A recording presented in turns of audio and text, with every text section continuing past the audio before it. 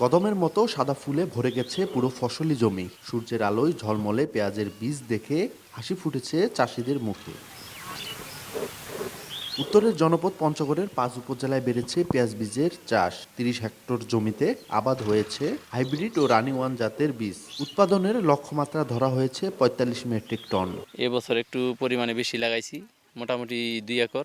বাজার ঘাট যদি ভালো যায় তাহলে মোটামুটি টাকাটা ডবলেরও বেশি আশা করা যায়। আমরা এখানে ফুলের পরাগায়ন করতেছি, এটা না করলে ফুলের বীজ ভালো হয় না। আমরা এইভাবে ফুল নাড়াচাড়া করি, এটাকে খরচ বলে। পেঁয়াজ বাগানে কাজ করতেছি, এই টাকাটা দিয়ে আমরা ঈদে কেনাকাটা করব।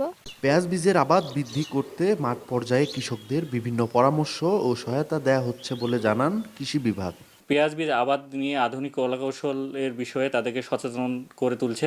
পর্যাপ্ত পরিমাণে পেঁয়াজ বীজ আবাদ হওয়ার কারণে বাংলাদেশের বিভিন্ন জেলায়, বিভিন্ন উপজেলায় চাহিদা মেটানো সম্ভব হচ্ছে। বাইরে থেকে পেঁয়াজ বীজ আমদানি যে নির্ভরতা, এটা অনেকাংশেই কমে যাবে। এ মৌসুমে সবচেয়ে বেশি পেঁয়াজ বীজের আবাদ হয়েছে আটোয়ারী উপজেলায়।